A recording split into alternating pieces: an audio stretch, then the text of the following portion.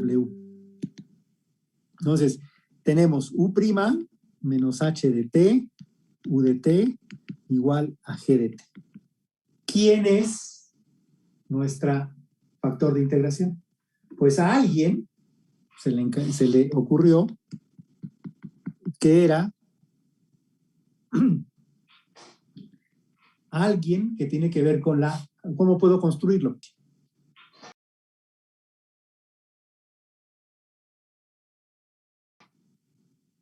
Y después, el factor de integración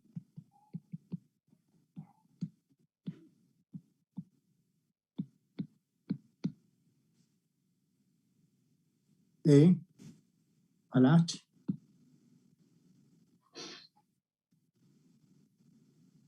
Esta es W. Ese es W, ¿no? Esa es la teoría detrás del factor de integración. Entonces, ¿cómo resolvemos una ecuación? Entonces, ya con esto, pues ya tenemos todo listo y podemos resolver una ecuación. Vamos a resolver, voy a inventar una ecuación. U' es igual a, creo que hoy en la clase estábamos viendo U de T más 3. ¿No? Esa era una de las que resolvimos por separación de variables. Entonces, ¿cómo aplicamos esta idea? Bueno, reescribimos. Nos queda U' menos U de T igual a 3. Entonces, en este caso, H de T es igual a menos 1 y G de T es igual a 3, porque H es el coeficiente de la U, ¿verdad? Y G de T es el término que no depende de U. Entonces, ¿quién es H? En este caso, H mayúscula. Por lo tanto, H mayúscula es menos T, ¿verdad? Y en consecuencia, W de T, mi factor de integración, es E a la menos T. Entonces, si aplicamos la teoría, nada más para checar, esto significa que si agarro aquí y multiplico U' menos U, esto me da E a la menos T U' menos E a la menos T U, pero esto lo puedo escribir como U E a la menos T prima, y esto es igual a 3. Y entonces, pues claramente ya puedo integrar. De un lado me queda E a la menos T, que es este. Del otro lado me queda 3T más C, que es este. Y por lo tanto, U de T es igual a 3T E a la menos T más C por E a la menos T. Y esta es la solución general de esa ecuación diferencial. Esa es la idea detrás del factor de integración. ¿Te quedó claro, Brandon? Sí, pero ¿no sería más la constante E positiva T? Claro. Claro. Tienes que pasar del otro lado, ¿no? Sí. Correcto. Entonces déjame, para que no se vea feo, ese es T positiva, por supuesto. Entonces sí me quedó clarísimo. Sí, bien. Bien. ¿Qué otra cosa? ¿Qué otra duda? A ver, ya están aquí Anel, Elena y Martín. A ver, ¿quién iba a hablar?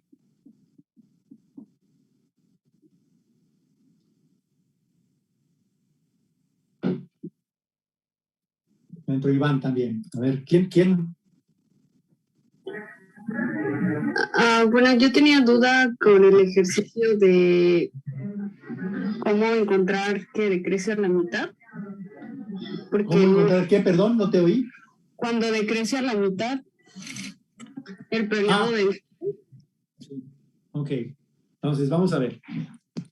Entonces, ese se llama, es el problema del tiempo de doblamiento o tiempo medio de vida. son dos problemas que están relacionados. Entonces, el primero,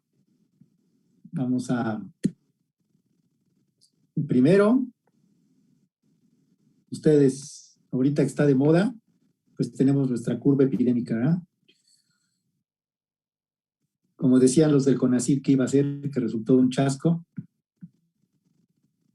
Pero bueno, eso no nos interesa ahorita. Este es el número de gente infectada y esta es su curva epidémica, ¿no? Entonces, un factor muy importante en el estudio de epidemias es determinar qué tan rápido se está incrementando su epidemia. Y para eso, lo que se mide es el tiempo de doblamiento. ¿Qué es el tiempo de doblamiento? Bueno, el tiempo de doblamiento es primero, tienen que suponer que el crecimiento de su epidemia es exponencial.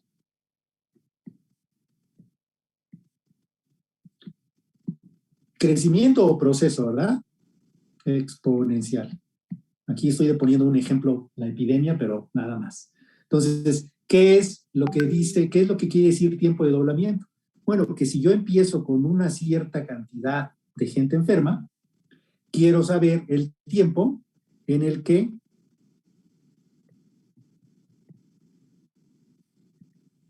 se dobla mi población. Ese es el chiste. Ese es lo que hay detrás. Entonces, ¿qué es lo que hacemos? Bueno, nos limitamos a la fase de crecimiento exponencial de la epidemia, es decir, no sé, un cachito aquí, ¿verdad? Porque después de ahí, pues ya no sigue creciendo exponencialmente, porque aquí, si fuera exponencial, esto se sigue para arriba y afortunadamente se cae. Entonces, esto nada más vale para la fase de crecimiento exponencial. Entonces, un crecimiento exponencial general tiene la forma siguiente. I de t es igual a una condición inicial, E a la menos, vamos a llamarle R de t. Ese es su crecimiento exponencial. ¿De dónde viene esto? Bueno, viene de una ecuación diferencial de esta forma. Si ustedes consideran, si ustedes toman aquí I de 0 igual a I0 y resuelven esta ecuación diferencial, obtienen esto que está aquí. Vamos a resolverla. Factor de integración. Entonces, ¿qué nos queda? A ver, ¿cómo lo podemos hacer? Tenemos I de t. Bueno, voy a quitar el primo para que ya no estar escribiendo. Entonces, escribimos esta ecuación. I' menos RI es igual a 0. ¿No? Entonces, esta es una ecuación casi igualita que la anterior, ¿verdad? Entonces, sabemos que el factor de integración es E a la menos RT, ¿verdad? Y por lo tanto, sabemos que E a la menos RT por I' es igual a 0 más una constante. De hecho, a una constante, ¿verdad? Porque están integrando algo que da 0 cuando deriva. Entonces tiene que ser una constante. De hecho, voy a quitar este 0 que está aquí, voy a poner la constante.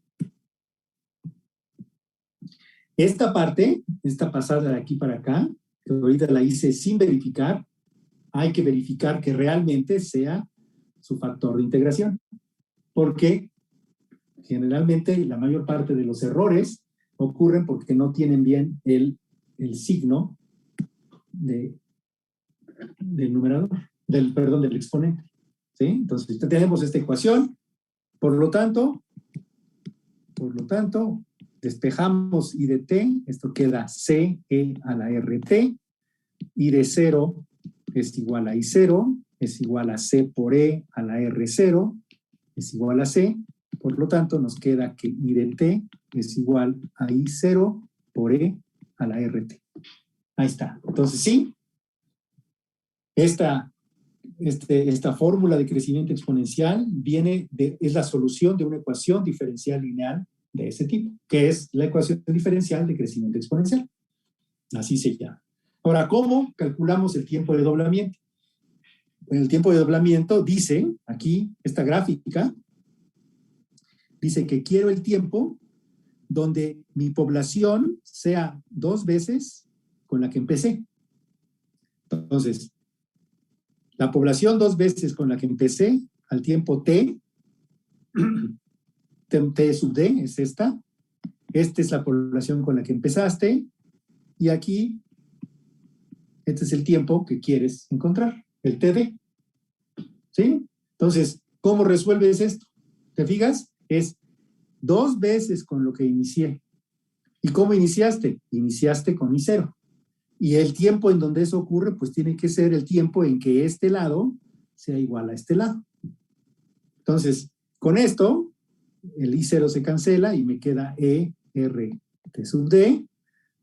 Tenemos que quitar el exponente, entonces esto queda logaritmo de 2 igual a R, T sub D, y por lo tanto, el tiempo de doblamiento es nada más y nada menos que logaritmo de 2 dividido entre R. Este es el tiempo de doblamiento. ¿Sí?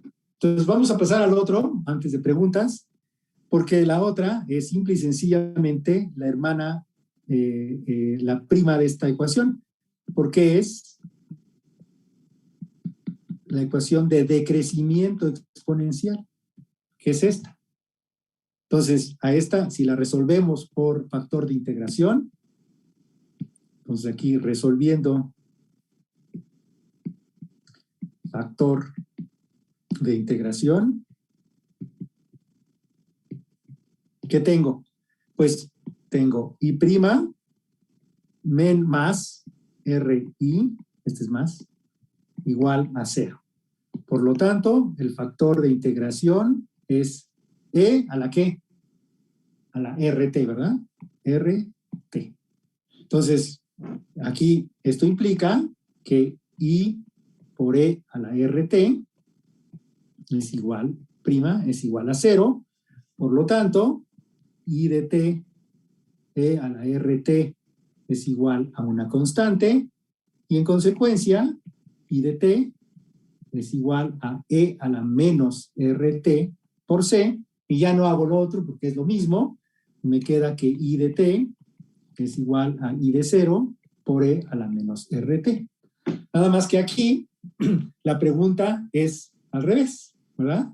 Porque aquí lo que tenemos es, seguimos teniendo nuestra cosa aquí, y tenemos ahora decrecimiento exponencial, ¿no? Entonces aquí, este es mi I0 ahora. Y ahora me pregunto, ¿cuál es el tiempo en el que tengo la mitad de I0, más o menos por aquí? Este tiempo se llama la vida media y generalmente se denota como T1 medio. ¿Cómo planteamos ese problema? Bueno, mi ecuación diferencial es I de T igual a I0 por E a la menos RT. Entonces, la vida media es la mitad de I0, o sea, aquí, tiene que ser igual al I0 con el que empecé y tuve que dejar correr el proceso durante cierto tiempo, que es este que está aquí. Entonces, aquí otra vez, esto se cancela, saco logaritmos y me queda que el logaritmo de 1 medio es igual a E a la menos R T de 1 medio, y por lo tanto, T de 1 medio es igual a menos el logaritmo de 1 medio sobre R. Y este es el tiempo de la vida media. Entonces, así como este ejemplo que pusimos aquí se usa para epidemias, por ejemplo, procesos que crecen, este se usa para eventos que se extinguen. Por ejemplo, la vida media de un elemento radioactivo, la vida media de un cultivo de bacterias, organismos que no se les da comida y se va viendo cómo se extinguen, etc. Entonces, esto es cómo se obtiene y el sentido de la vida media y de doblamiento, tiempo de doblamiento. ¿Quedó claro? Sí, profe. Gracias. Ok. ¿Qué otra cosa?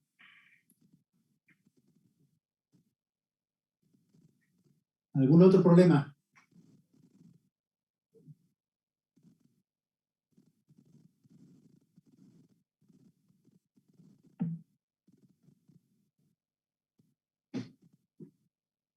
ver, ¿cuál han hecho o qué? ¿Cuál me van a enseñar ahora ustedes?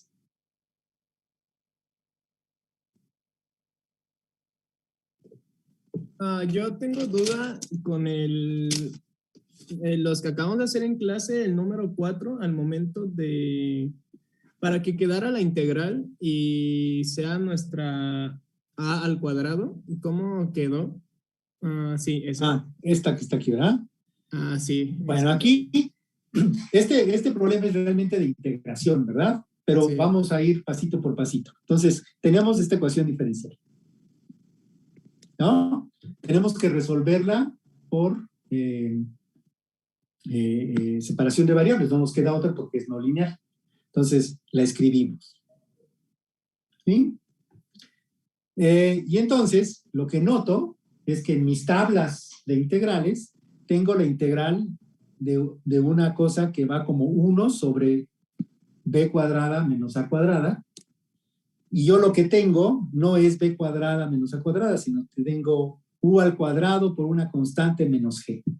Pero evidentemente estas dos integrales están relacionadas. De hecho, si puedo transformar esta en esta, ya la hice porque entonces aplico mi tabla y ahí muere, ¿no? Ya terminé. Entonces, lo que sigue fue ver cómo puedo transformar esa expresión en esta. Entonces, yo quiero que esto que está aquí sea esto que está acá. Entonces, lo primero que tengo que hacer es pues quitarme la g de encima y la factorizo. Eso fue lo que hice aquí. Después, esta b cuadrada de mis tablas no tiene coeficientes, entonces más vale que factorice el coeficiente. Factorizo el coeficiente, pero entonces, como lo factorizo, lo saco del completamente de la relación, entonces resulta que esta, pues tengo que poner un mg sobre k aquí para que se me compense con esta, ¿no? ¿De acuerdo? Entonces, cuando multiplique me quede 1. Entonces esto queda perfecto. Pero este es mi candidato para la A, porque esto debe ser A cuadrada. Si eso es A cuadrada, entonces A es la raíz, porque esto al cuadrado, pues me da esto. Entonces ya tengo mi A y me tengo mi expresión aquí. La G se cancela, como alguna compañera de ustedes dijo, y nada más me queda la expresión K entre M, B cuadrada menos A cuadrada. Entonces, y ahí está todo. Porque después ya nada más integro. Ya lo demás es ver las tablas de ¿cómo se llama? De integrales y sale. Ese es el primer paso, ¿no? Este es por qué necesitamos la cuadrada, porque esto está en las tablas. ¿Cómo lo obtenemos? Pues con esta álgebra, ¿no? ¿Sí? Ese es álgebra nada más. Y ahora, ¿cómo la integras? Bueno, como señalamos, esta se puede integrar directamente en las tablas con esta expresión o se puede integrar por fracciones parciales. Entonces aquí empecé a hacer cómo se podía hacer por fracciones parciales. E independientemente de cualquier método que usen, si usan tablas o usan fracciones parciales, lo que les va a salir es esto que está aquí. ¿De acuerdo? Sí, de acuerdo, gracias. Sí, sí. ¿Alguna otra pregunta?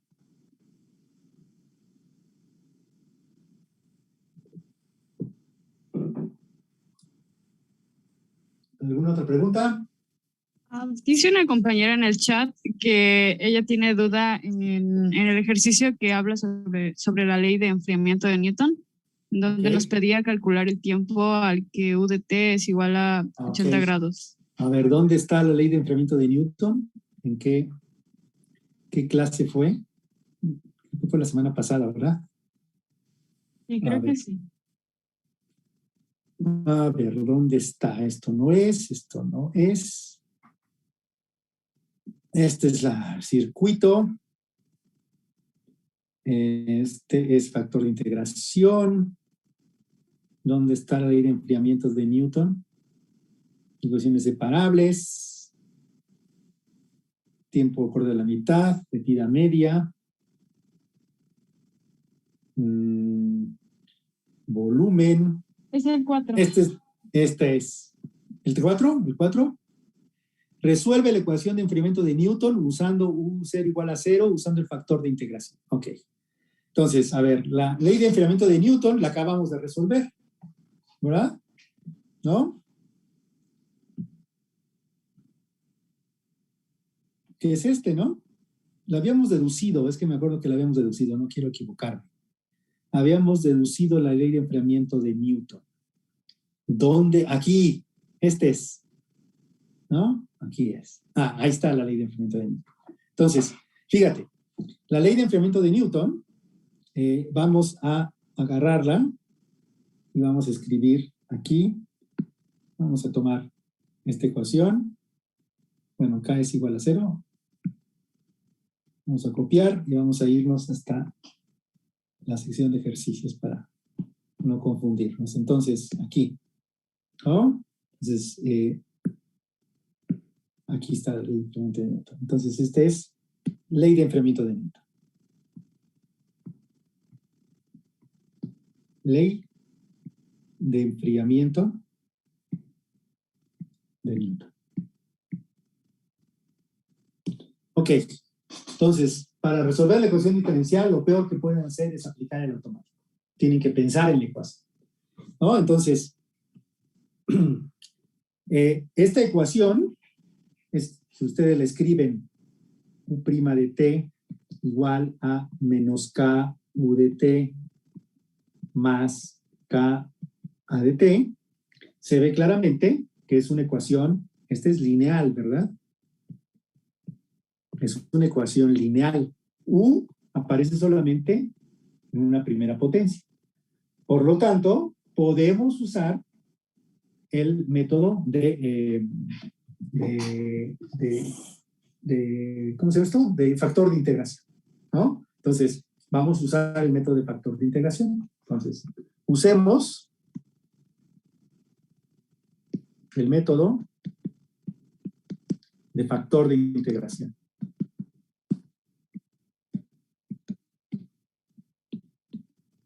Entonces, tenemos nuestra ecuación U' igual a menos K U menos A de T. Entonces, el factor de integración. Entonces, vamos a escribirla, reescribamos.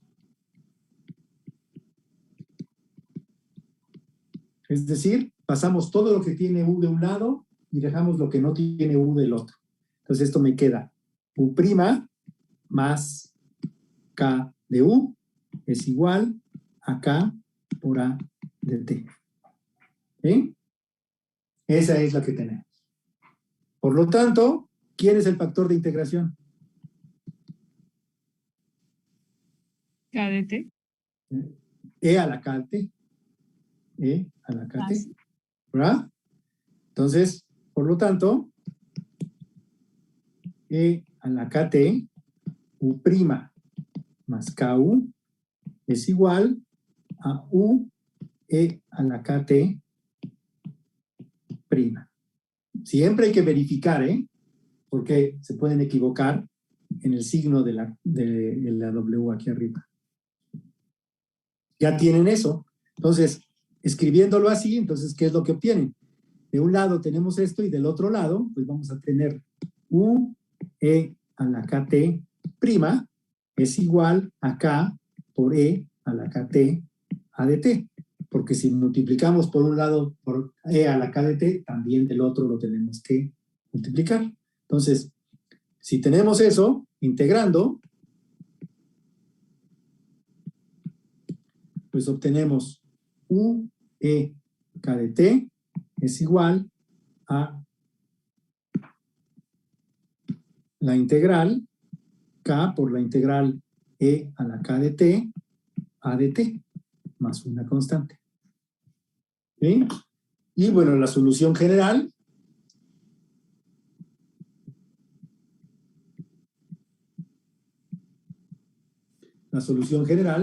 es U de T es igual a K por E a la menos KT por la integral de E KT AT de T más C por E a la menos KT.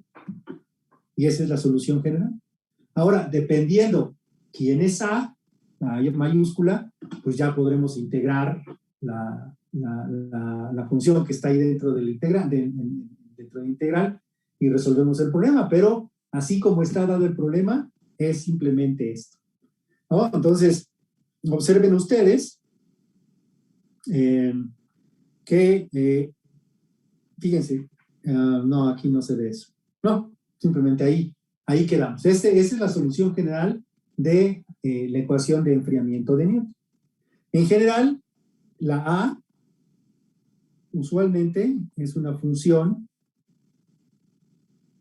de este tipo, porque generalmente el ambiente tiene una temperatura que cambia, ¿no? Que sube y baja. Por ejemplo, si A tiene si el cuarto es una temperatura constante, vamos a suponer que es A0, entonces esta ecuación nos queda K E a la menos KT por la integral de E a la KT A0 dt más C por E a la menos KT. Y esta sí se puede integrar, ¿verdad? ¿Sí? Esta sí se puede integrar y pueden resolver su problema específicamente, y lo que van a encontrar es que la temperatura del cuerpo va a decaer continuamente dependiendo qué tan frío o tan caliente está el cuarto donde encontraron, por ejemplo, esto para las películas de misterio y de policías. Esta es la formulita que se usa para estimar gruesamente cuánto tiempo tiene alguien de muerto en un cuarto. Evidentemente es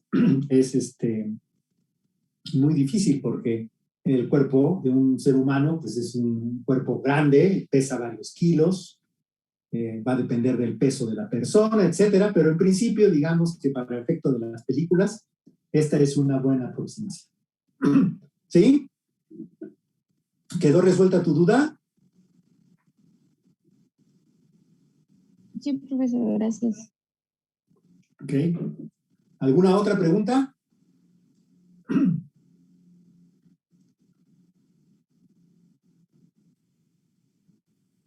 Por mi parte, ya me quedó bastante claro. Se me cayó una cuchara. Ya me quedó bastante claro y me tengo que ir a trabajar. Muchas gracias por su... Ok, sale pues.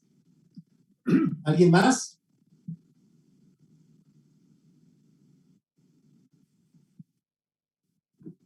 Ok. Pues si no hay más preguntas, pues revisamos. Ajá, ¿alguien más? ¿Anel? ¿Quién iba a hablar? Yo ya no tengo como preguntas de ejercicios, pero todavía me cuesta trabajo hacer como formular la ecuación diferencial ordinaria en los ejercicios de modelación. Claro. No sé si podríamos hacer como tips para formar la ecuación ordinaria. Sí. A ver, los tips para hacer modelos son muy pragmáticos porque realmente no hay receta. ¿Perdón? ¿Alguien preguntó algo, Brandon? No, ¿verdad? Creo que tenía su micrófono abierto. Ok, entonces... Sí, tenía el micrófono abierto, perdón. ¿Perdón? No, ni... ¡Cállate! Sí.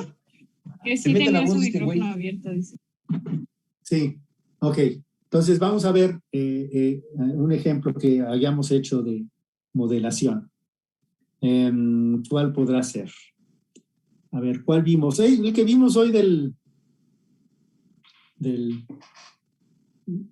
¿cómo se llama? De la canica en un bote de miel, ¿no?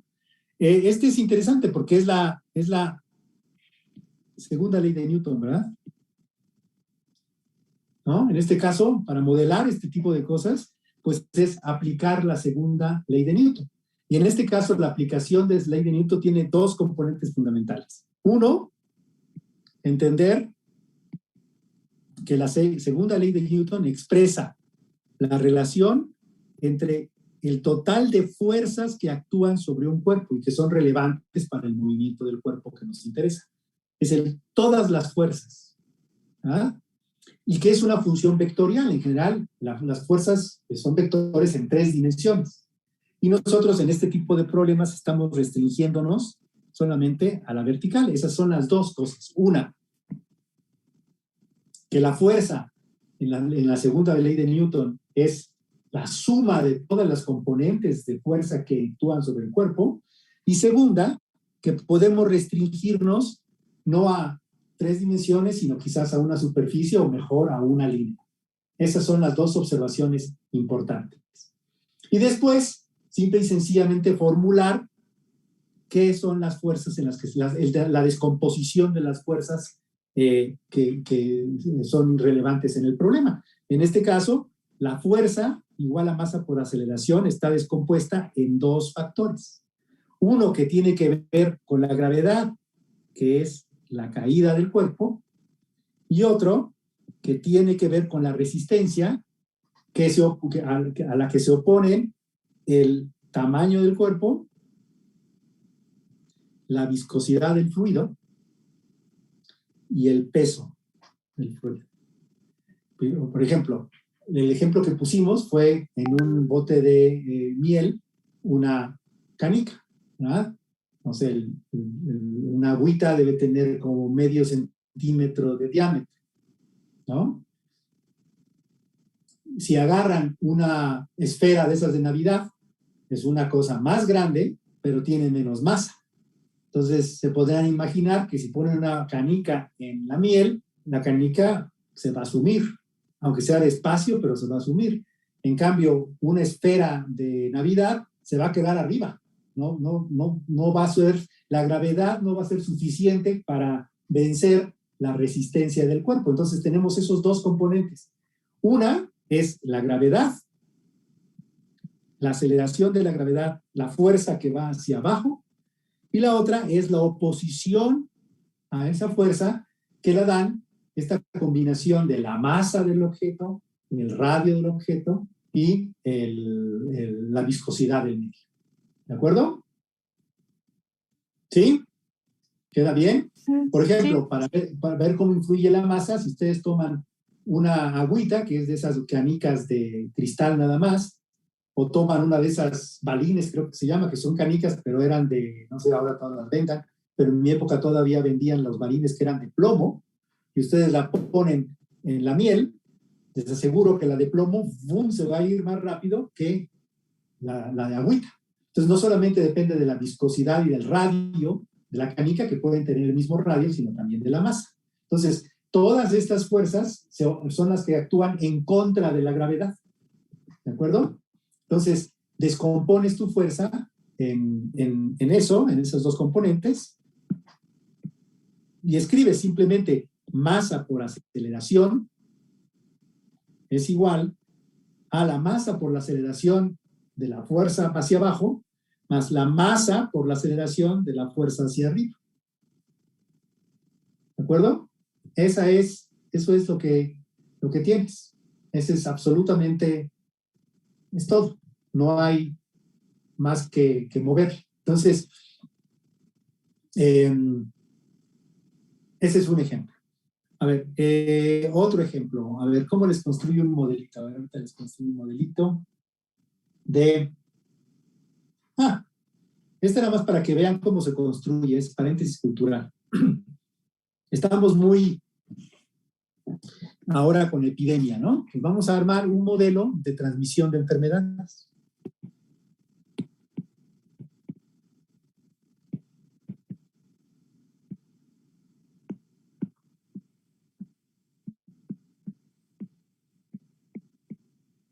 Este modelo, en este curso quizás lo lleguemos más o menos a resolver hacia el final, pero esto ya es un tema de ecuaciones no lineales, ¿de acuerdo? Pero el planteamiento es muy simple. Entonces, ¿qué es una enfermedad infecciosa? Voy a empezar a modelar. Fíjense cómo vamos a plantear el problema. Entonces, ¿qué quiero estudiar aquí? ¿Cómo se transmite una enfermedad? Es decir, no estoy interesado en cómo una persona se enferma. Estoy interesado en cómo una persona transmite a otra el virus, de tal manera que tenemos una epidemia como la que tenemos ahorita. Entonces, ¿quiénes transmiten la enfermedad? La gente que está enferma. ¿Quiénes se pueden contagiar? La gente que está sana. Pero la gente que, hay gente que está sana y que no se puede contagiar. Esa es gente inmune. Entonces voy a dividir mi población en 3 factores. Voy a llamarle susceptibles, que son los que se pueden enfermar, están sanos y se pueden enfermar. Los infecciosos,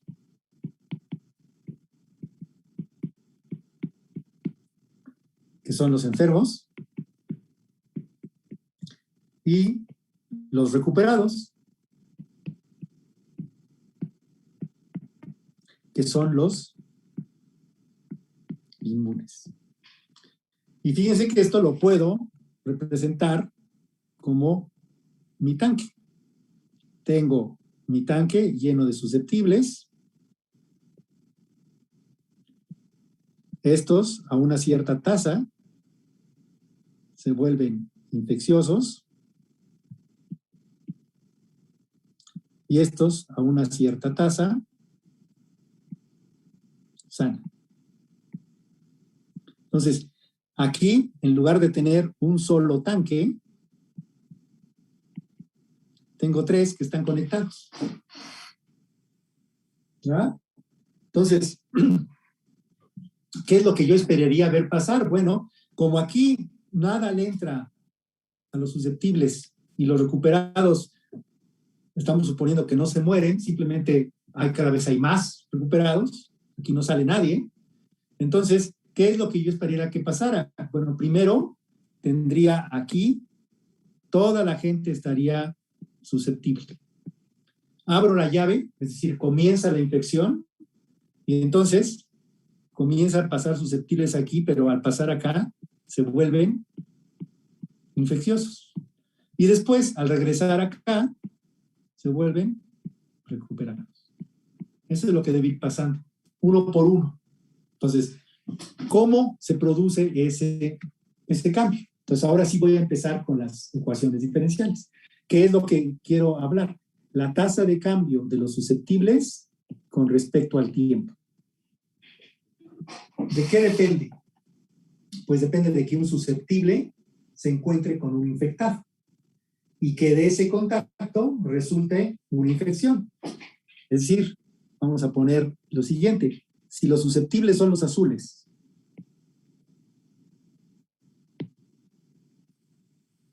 y los infectados son los rojos, entonces yo quiero que cuando estos dos se junten,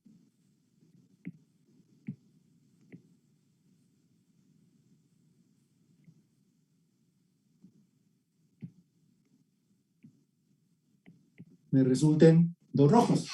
El que ya tenía y el nuevo. ¿Ah? Eso es. ¿Pero de qué depende que se vuelva? Del contacto entre estos dos. Que estos dos entren en contacto. Entonces, si lo ponemos en puntos, desde el punto de vista así como intuitivo, perdón. Ay, esto no es esta. Si lo ponemos desde el punto de vista intuitivo, es que un negro choque con un rojo y como resultado obtenga 2 rojos. Eso es enfermarse, que haya contacto. Entonces, si supongo que los contactos dependen de cuánta gente enferma hay en un cuarto y cuántos susceptibles hay, y suponemos que esas personas se comportan como pelotitas que están en un cuarto y lo único que veo son los choques entre los rojos y los negros, entonces puedo suponer que la tasa de infección, por ejemplo, es proporcional a los susceptibles por los infectados, con una tasa de contacto beta. Espérenme, aquí, pues esto, aquí, voy a poner acá. Aquí vamos a poner DS en DT, pero con signo menos. ¿Por qué? Porque se salen de los susceptibles. Esto significa que mi ecuación para los infectados, pues, ¿quiénes se vuelven infectados? Pues los que salieron de susceptibles, que es beta, SI. Y después estos se salen, vamos a suponer que salen a una tasa menos gamma, como en sus ecuaciones diferenciales. Estas son las ecuaciones básicas de un proceso infeccioso. Entonces, como ven, ahorita no pretendo que entiendan gran cosa de todo esto que estoy diciendo, sino simple y sencillamente que para hacer un modelo, pues hay que saber ecuaciones diferenciales, pero realmente hay que saber qué busca uno, el proceso que uno busca. Hemos visto circuitos eléctricos, hemos visto procesos de enfriamiento, hemos visto procesos poblacionales, hemos visto caída de objetos con fricción, y ahorita estamos viendo procesos infecciosos. Entonces, lo que tenemos que entender para hacer un buen modelo es la física, la biología, la epidemiología detrás que me permita establecer mi modelo. Como en todos estos modelos, todos los que hemos visto en clase, los modelos tienen grandes simplificaciones, ¿verdad? El modelo de enfriamiento, hace ratito hice los comentarios acerca de cuáles son sus defectos.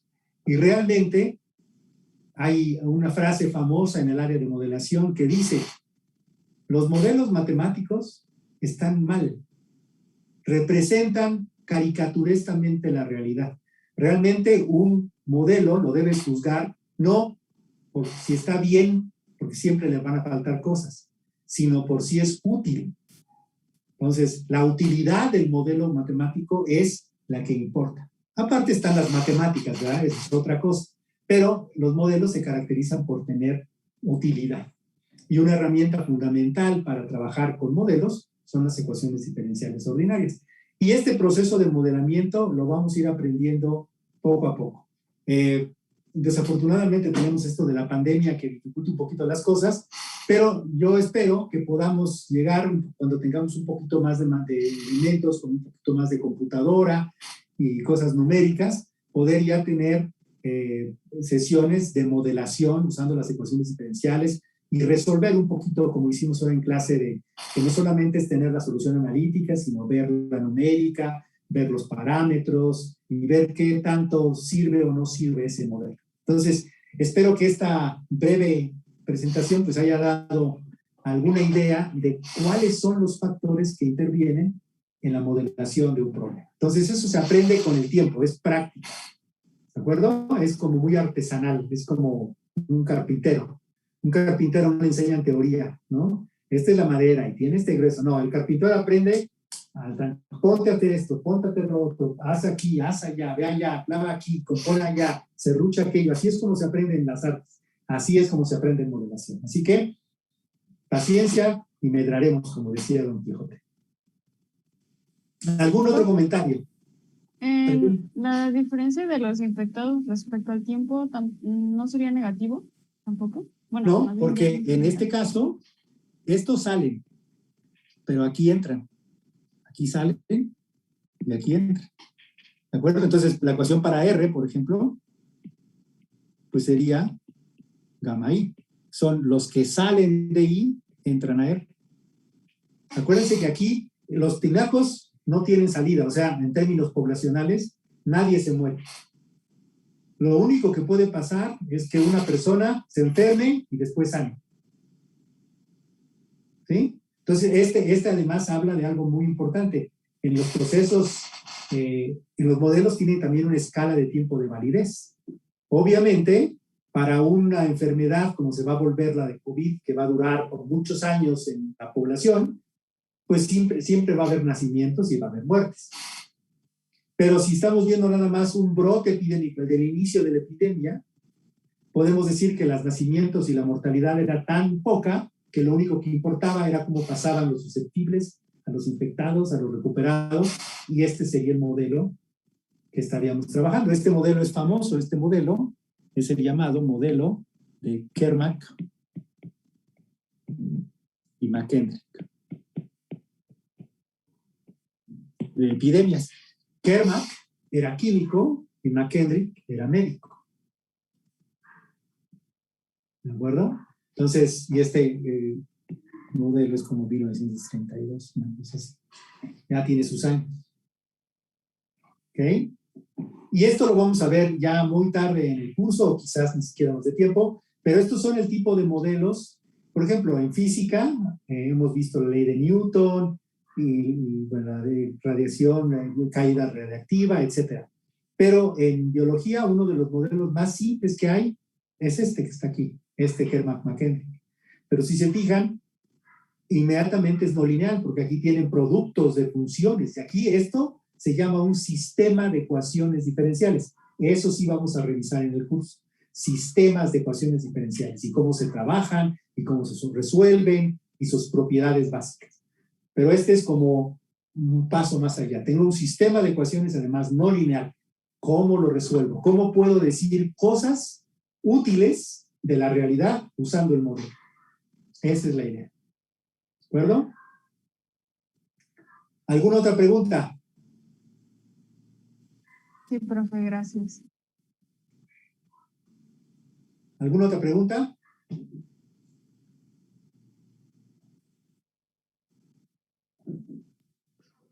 Sí, sí, sí. Ajá. Beta se denomina la tasa de infección.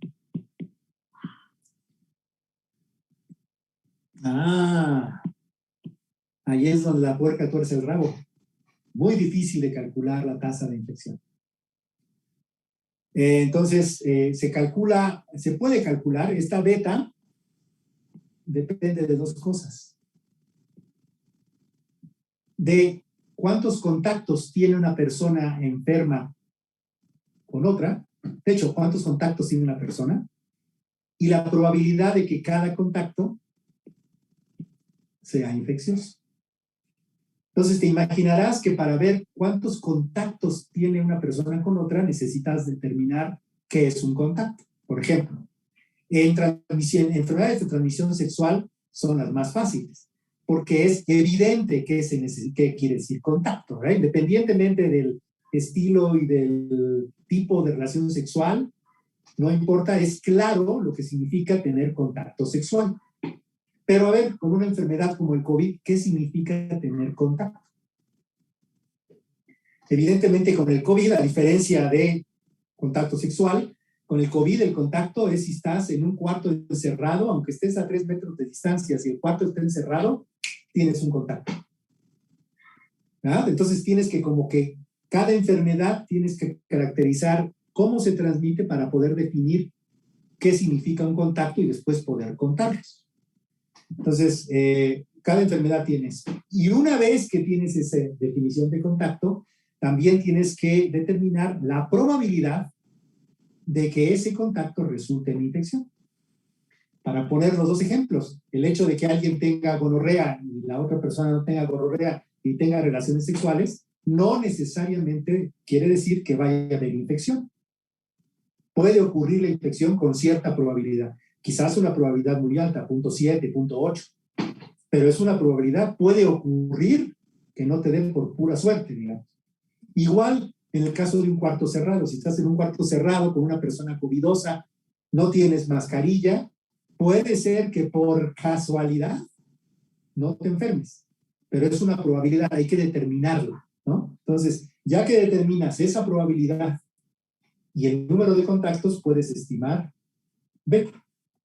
Entonces, como para eso se requieren estudios muy delicados y detallados de campo, por ejemplo, para estudiar el contacto en enfermedades infecciosas como la influenza, las transmitidas por el aire, que se llaman las enfermedades respiratorias, han hecho experimentos muy interesantes en donde la gente le ponen brazaletes, GPS, y les piden que tomen nota de todo lo que hacen y dónde van y con quién están y al lado de quién se sientan, cuánto tiempo están acostados, cuánto en la cocina y cuánta gente había ahí. Es muy complicado escribir, determinar la beta. Entonces lo que se hace es, en lugar de calcular individuo por individuo la beta, lo que se hace es a nivel poblacional se estima la beta.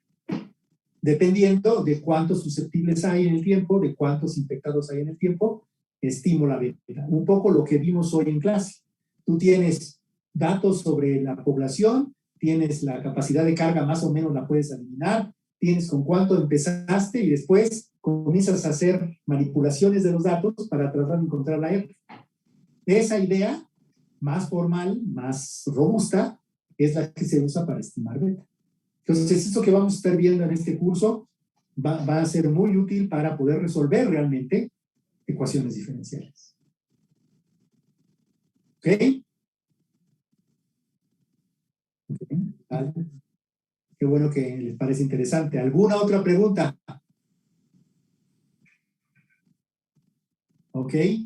Bueno, pues si ya no hay más preguntas, este fue para calentar motores.